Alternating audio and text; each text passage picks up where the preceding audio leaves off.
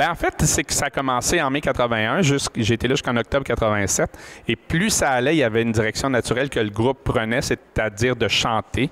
Le projet suivant de RBO, si on se remet en 87, c'est un album juste de chansons. Moi, j'ai jamais eu le goût de chanter.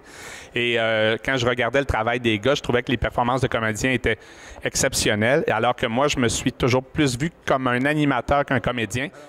Bien, c'était un plaisir de travailler en équipe, le travail d'équipe et l'attitude de Rock et Belles Oreilles, de tous les membres de Rock et Belles Oreilles, c'était de faire le meilleur produit possible et en étant capable de mettre de côté nos propres égos. Si des fois on se faisait dire, bon ben tel truc, ça fonctionne pas, Chantal, tu le fais plus, Bruno, il fait mieux que toi, ou des choses comme ça. Ah oui, tout à fait. Il n'y avait pas de gêne entre vous? Non, là. non, t'es pourri, tu l'as pas. L'imitation, c'est l'autre qui le fait.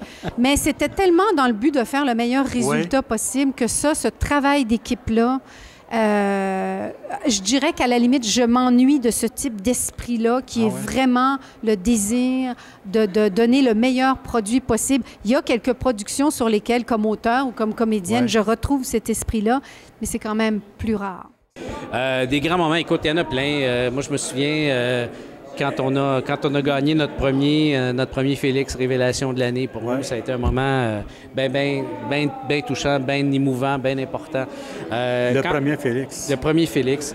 Quand on a retravaillé ensemble pour faire les bye-bye en 2006 puis 2007, parce que on savait que c'était un moment privilégié. Regarde, on en fait un cette année, on n'en fera probablement pas un l'année prochaine, on n'aura pas le temps, puis c'est peut-être la dernière fois qu'on travaille ensemble, qu'on fait de l'émission de télé ensemble, toute la gang. Fait que ça, c'est toujours des moments bien spéciaux. Les 30 ans, pourquoi tout ce flafla aujourd'hui? Juste pour dire, on est toujours là, oubliez-nous pas. On ne peut pas vous oublier, RBO. Je pense que c'est comme... on a de nombreuses demandes. Les gens qui nous demandent tout le temps quand est-ce qu'on va pouvoir voir tel sketch, c'est pas sur le DVD, c'est pas... Donc, un 30e anniversaire, c'est une occasion pour nous de montrer notre matériel, puis aussi de le montrer aux nouvelles générations. Qui n'ont jamais vu ça. C'est ça, des gens qui n'ont pas connu... les originaux, mais qui regardent la parodie aujourd'hui et qui trouvent ça drôle. En fait, tout est parti de la nécessité pour nous de numériser le matériel. Parce qu'on a des centaines d'heures de matériel radio, télé, qui étaient sur bande magnétique analogique. Ah mon Dieu, c'est long la numérisation. Et il faut numériser bande par bande. Et on a tout fait, on a commencé par ça. Le premier travail, c'était de numériser. Donc tout ce qu'on a, tout le matériel radio, télé qu'on a fait, il est numérisé à l'heure où on se parle et on a créé une banque de données. Donc, à partir de ça, on a élaboré des concepts radio, télé et web. Ça veut dire que vous avez encore du matériel numérisé pour faire 40 à 50? On pourrait faire beaucoup d'autres... éventuellement, dépendamment de ce qui arrivera. Oui, il y en a beaucoup. Parce que vos archives sont nombreuses. Oui, Guy a tout gardé. Oui. Tout à fait. Pour la radio, Guy gardait tout.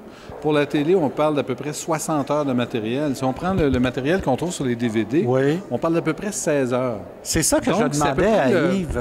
Le quart du matériel qui a été diffusé, publié.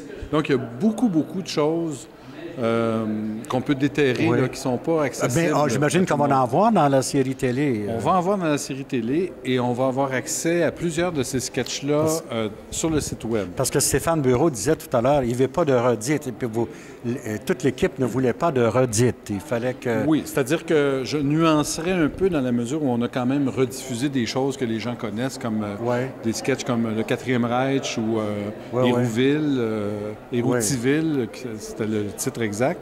Les consanguins. Mais on a essayé de les mettre en contexte. Oui, c'est ça. On a essayé de les mettre en contexte de façon différente. RBO est le témoin d'une époque. Puis comme on a fait beaucoup de multidisciplinaires, on a fait de l'audio, du visuel, de la scène, de la musique, on est représentatif de notre génération.